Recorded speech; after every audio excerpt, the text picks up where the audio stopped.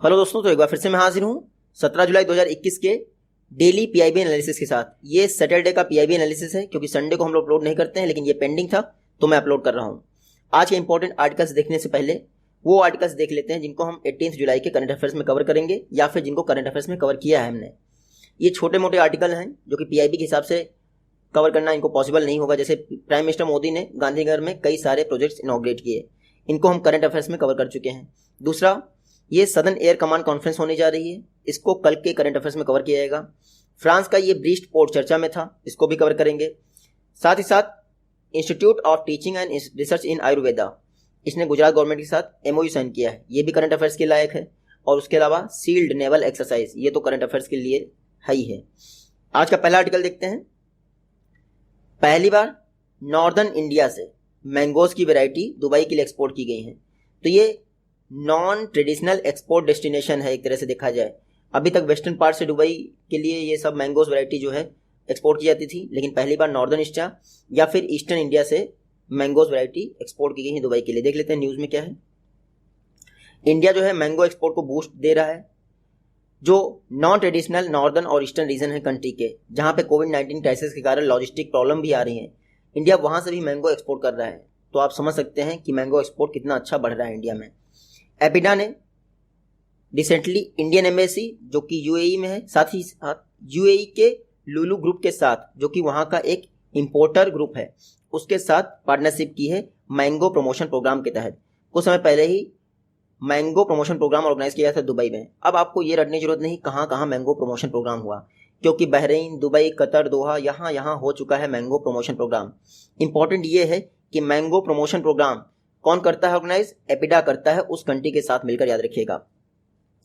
ये दुबई के लिए जो मैंगो वैरायटीज गई हैं उसमें खास करके फाजिल मैंगो जो कि वेस्ट बंगाल की वैरायटी है, उस कुछ दिन पहले जो बहरीन भेजी गई थी, अब वो यूएई भी भेजी गई है। APEDA mango promotion programme organise कर रहा है इंडिया से मैंगो एक्सपोर्ट को प्रमोट करने के लिए।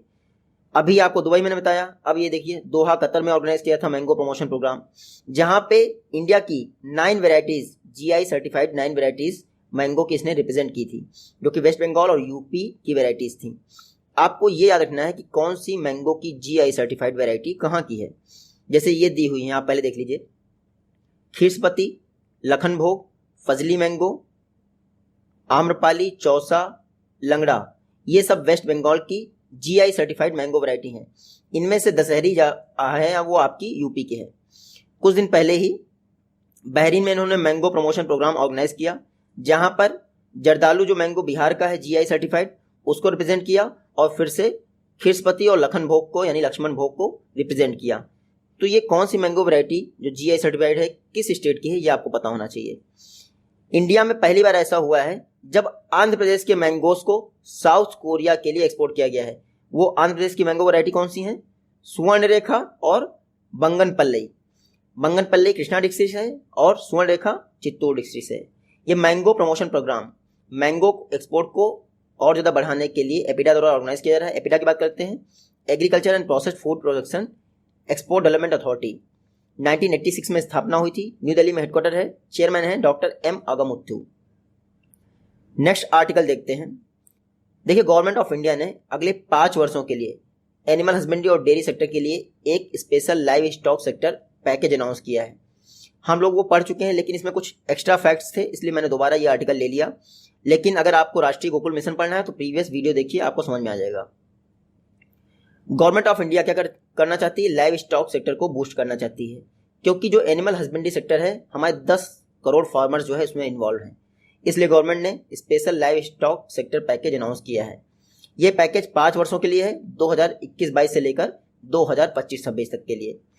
ये पैकेज का वैल्यू कितना है? 9,800 करोड़। तो गवर्नमेंट ऑफ इंडिया ने 9,800 करोड़ का पैकेज अनाउंस किया है 5 वर्षों के लिए, 2021 से लेकर 2026 तक के लिए अनाउंस किया है। इसमें क्या है?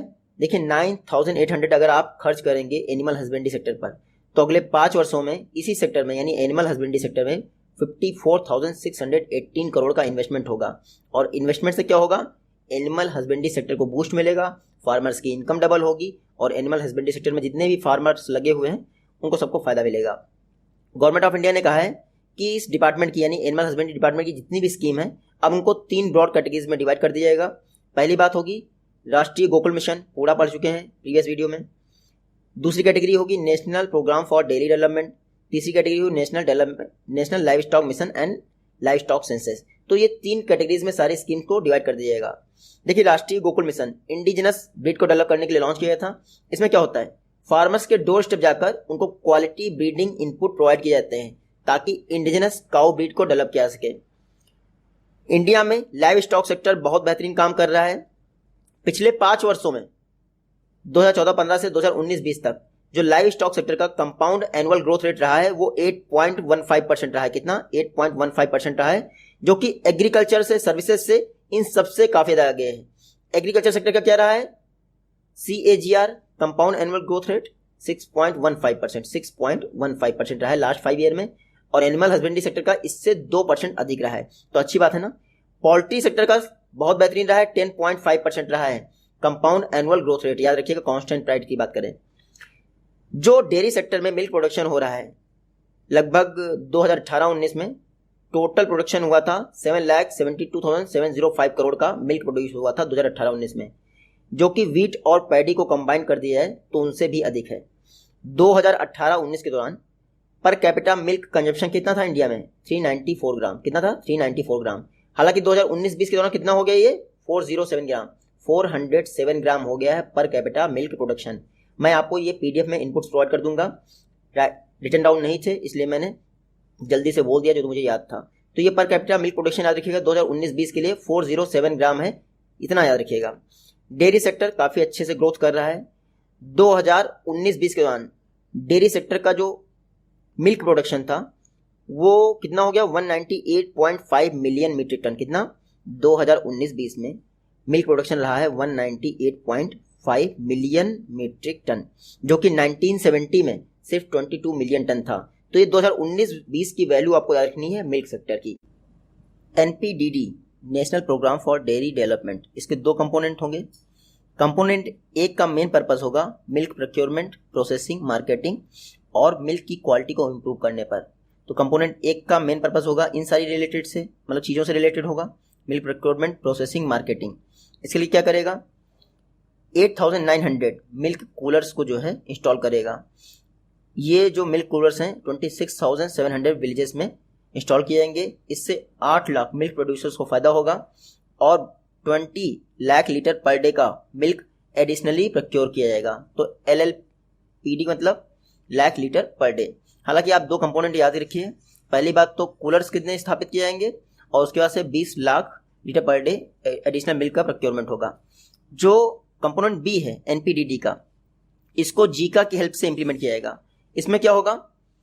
फ्रेश इंफ्रास्ट्रक्चर बनाया जाएगा 4,500 विलेजेस में। इससे क्या होगा? 8.96 lakh litre per day milk की चिलिंग होगी। लेकिन इतना डीप आपको पढ़ने की जरूरत नहीं है। 1 और 2 कंपोनेंट, पहले में milk processing, marketing, quality of milk को इंप्रूव करने से, और दूसरा फ्रेश इंफ्रास्ट्रक्चर से रिलेटेड होगा। नेक्स्ट क्वेश्चन देखते हैं। उत्तराखंड में नमामि गंगे के तहत 6 पॉल्यूटेड रिवर को रिजुवनेट करने के लिए प्रोजेक्ट लॉन्च किया गया है। देख लेते हैं नमामि गंगे प्रोजेक्ट। जो NMCG national mission for clean Ganga के डायरेक्टर जनरल हैं रंजन मिश्रा, हाल ही में उन्होंने NMCG की जो 36 एग्जीक्यूटिव कमेटी हुई थी उसको हेड किया। इसमें उत्तराखंड की 6 पॉल्यूटेड रिवर के लिए उन्होंने रिजुविनेशन प्रोजेक्ट लॉन्च किया। देखिए, इसके तहत STP सीवेज ट्रीटमेंट प्लान जो है इस्टेब्लिश किए जाएंगे। ये 6 नदियां हैं, भेला, डेला, किच्छा, इनको आपको रटने की बिल्कुल जरूरत नहीं है। इन्हीं 6 नदियों में से जो कुछ नदियां हैं उनको फेज 1 के तहत रिजुविनेट करने के लिए प्लानिंग की गई थी। 199.36 करोड़ का एलोकेशन किया गया था। लेकिन उत्तराखंड स्पेसिफिक है तो आपको ये पढ़ने की ज़्यादा जरूरत नहीं, बस इतना पढ़िए कि 6 रिवर्स के लिए उत्तराखंड में रिजुविनेशन प्लान लॉन्च किया गया है national mission for clean Ganga तहत। ये जो 6 रिवर्स हैं वो कुमाऊं रीजन्स में है, आप यहाँ पढ़ सकते हैं। सबसे ज़्यादा तो STP प्लांट जो है वो ढेला रिवर पर स्थापित किए जाएंगे। बाकी और डीप जाएंगे तो कोई मतलब नहीं है वो पढ़ने का। बात करते हैं नेक्स्ट क्वेश्चन। उमंग ऐप, उन्होंने मैप माई इंडिया के साथ MOU साइन किया है नेविगेशन फैसिलिटी के लिए। ये देख लीजिए, ministry of electronics and IT, इसके तहत उमंग ऐप लॉन्च किया गया था। इसने मैप माई इंडिया के साथ MOU साइन किया है ताकि जो नियरेस्ट लोकेशन है फंक्शनैलिटी की वो आपको मैप पर दिखा सके। देखिए, उमंग ऐप के माध्यम से आप नियरेस्ट फेयर प्राइस शॉप भी खोज सकते हैं। मैप माई इंडिया को इसमें इंटीग्रेट कर दिया गया है। उमंग ऐप अगर आप नहीं यूज़ करते हैं तो मैंने यूज़ किया कई बार। उसमें कई सारी सर्विसेज इंक्लूड हैं जो आप बिल पे करने के लिए, एलपीजी फैसिलिटी के लिए, चाहे राशन की दुकान के लिए या फिर फर्टिलाइजर्स की शॉप आपको नियरेस्ट, ये सब कुछ उसमें प्रोवाइडेड है। जैसे ई नाम फैसिलिटी, तो नियरेस्ट ई नाम मतलब मंडी कहाँ पे है वो आपको दिखा देगा। उसके अलावा एक दामिनी पोर्टल उसमें लॉन्च किया गया है जो कि लाइटनिंग अलर्ट देता है, यानी कि पास में बिजली कहाँ गिरी है उसके विषय में बताता है उमंग ऐप में। उमंग ऐप काफ़ी खास ऐप रहा है। डिजिटल इंडिया मिशन के तहत इसको लॉन्च किया था 2017 में। उमंग का फुल फॉर्म है unified mobile application for new age governance. जब लॉन्च किया गया था 13 लैंग्वेजेस में लॉन्च किया गया था। कुछ दिन पहले इसमें कुछ लैंग्वेज इंप्रूव हो गए हैं, करंट अफेयर्स में मैंने कवर किया है, अगर आपने नहीं पढ़ा है तो प्लीज़ पढ़िएगा। उमंग ऐप में 1251 सर्विसेज जो है प्रोवाइड की जाती हैं 257 डिपार्टमेंट्स की। मैप माई इंडिया 1995 में स्थापित हुआ था और ये इंडिया का डिजिटल मैप प्रोवाइड करता है, इसीलिए उमंग ऐप के साथ इसको कंबाइन कर दिया गया है। ICAR Indian council of agriculture research, इन्होंने अपना 93rd फाउंडेशन डे मनाया है। देख लेते हैं, ये देख लीजिए 16 जुलाई 1929 को ICAR की स्थापना हुई थी। रिसेंटली इसने अपना 93rd फाउंडेशन डे मनाया है, तो ये 1929 है, करेक्ट कर लीजिएगा आप। ये जो 93rd फाउंडेशन डे मनाया गया है, इस दौरान हमारे एग्रीकल्चर मिनिस्टर नरेंद्र सिंह तोमर और IT मिनिस्टर, जो नए IT मिनिस्टर अपॉइंट हुए हैं, श्री अश्वनी वैष्णव जी, उनके द्वारा किसान सारथी डिजिटल प्लेटफॉर्म लॉन्च किया गया है। किसान सारथी डिजिटल प्लेटफॉर्म का मेन पर्पज़ है राइट इन्फॉर्मेशन राइट टाइम पर प्रोवाइड करना। तो किसान सारथी डिजिटल प्लेटफॉर्म दो लोगों ने मिलकर लॉन्च किया है। देखिए, इंडिया 2022 में आज़ादी की 75 ईयर कंप्लीट कर रहा है। इस दौरान भारत का अमृत महोत्सव पूरे वर्ष मनाया जाएगा, जिसमें 400 कृषि विज्ञान केंद्र जो है पार्टिसिपेट करेंगे। उसके अलावा 93rd फाउंडेशन डे के मौके पर ICAR द्वारा 4 कैटेगरीज में 16 अवार्ड दिए गए हैं। ये देख लीजिए, ये हैं 4 कैटेगरीज।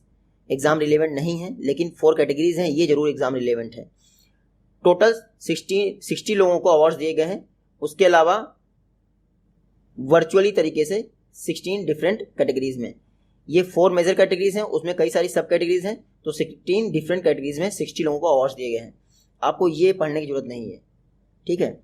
इसके अलावा एक हिंदी राजभाषा अवार्ड दिया गया है कई सारी कैटेगरीज में। तो ICAR का फाउंडेशन डे 93rd था। उसके अलावा किसान सारथी डिजिटल प्लेटफॉर्म, ये इंपॉर्टेंट है, जो कि राइट इन्फॉर्मेशन राइट टाइम पे प्रोवाइड करता है। मुझे ये भी करंट अफेयर्स में लेना चाहिए था। नेक्स्ट क्वेश्चन है, रीजनल कनेक्टिविटी स्कीम उड़ान के तहत 8 नए रूट लॉन्च कर दिए गए हैं। किसने लॉन्च किया है? जो हमारे नए एविएशन मिनिस्टर हैं श्री ज्योतिरादित्य सिंधिया, उन्होंने MP के चीफ मिनिस्टर और श्री नरेंद्र सिंह तोमर जी के साथ मिलकर महाराष्ट्र, गुजरात और MP के लिए 8 नए रूट लॉन्च किए हैं रीजनल कनेक्टिविटी स्कीम के तहत। ये जो 8 नए रूट हैं, इन पर ऑपरेशन रन करेगा स्पाइस जेट। कुछ दिन पहले ही इंडिगो एयरलाइंस के लिए डिब्रूगढ़, इम्फाल, इनके लिए रूट्स लॉन्च किए गए थे। ये देख लीजिए, उड़े देश का आम नागरिक, प्राइम मिनिस्टर मोदी जी ने 2016 में लॉन्च की थी। पहली फ्लाइट ने कब उड़ान भरी थी? 2017 में उड़ान भरी थी इस स्कीम के तहत। इसमें क्या होता है, देखिए, अगर आप फ्लाइट से ट्रैवल कर रहे हैं तो 1 घंटे के लिए आपको 2500 पे करने पड़ेंगे, और अगर हेलीकॉप्टर से ट्रैवल कर रहे हैं तो 500 किलोमीटर या फिर 30 मिनट के लिए आपको 2500 पे करने पड़ेंगे। तो ये है आपकी उड़ान स्कीम, उड़े देश का आम नागरिक। यहाँ पढ़ सकते हैं आप। 2016 में मिनिस्ट्री ऑफ सिविल एविएशन ने लॉन्च की थी इंडिया की एविएशन मार्केट को बेहतर करने के लिए। 10 वर्षों के लिए स्कीम है, याद रखिएगा। इसमें सेंट्रल गवर्नमेंट द्वारा एक वायबिलिटी गैप फंडिंग बनाई गई है, जो कि GST और टिकट्स पर जो भी कंसेशन मिलता है उससे कंपनीज को लॉस होता है, तो वायबिलिटी गैप फंडिंग के द्वारा उसकी पूर्ति की जाती है। तो टोटल जितने भी स्टेट्स हैं वो एयरपोर्ट्स को या फिर सिक्योरिटी पर्सनल को 20% जो है सब्सिडी प्रोवाइड करते हैं वायबिलिटी गैप फंडिंग का। देखिए, अगले 3 वर्ष के लिए कहा गया था, जो मैं आपसे बोला कि 2500 पर 1 घंटे की फ्लाइट, ये 3 वर्षों तक था। उसके बाद अभी तक बढ़ाया नहीं है इन्होंने। हालांकि ये याद रखिएगा, अभी तक 359 रूट्स उड़े देश का आम नागरिक स्कीम के तहत इंक्लूड किए जा चुके हैं, including 59 airports, 5 heliports and 2 water aerodromes. India की पहली एविएशन टैक्सी कहाँ से स्टार्ट की थी? तो स्टैच्यू ऑफ यूनिटी के पास, जो साबरमती रिवर फ्रंट है, वहाँ से स्टार्ट की थी। स्पाइस जेट की वो भी थी। लास्ट क्वेश्चन है, जो हमारे यूनियन पावर मिनिस्टर हैं RK सिंह, इनके द्वारा 9th integrated rating of state power distribution utilities की रैंकिंग जारी की गई है। देख लेते हैं क्या है न्यूज़। देखिए पावर फाइनेंस कॉर्पोरेशन, इसका 36 फाउंडेशन डे था। उस दौरान हमारे पावर मिनिस्टर आर.के. सिंह द्वारा integrated rating for state power distribution utilities launch किया गया है, 9th एडिशन। इसमें 41 पावर सेक्टर की कंपनीज को शामिल किया गया 2019-20 के लिए।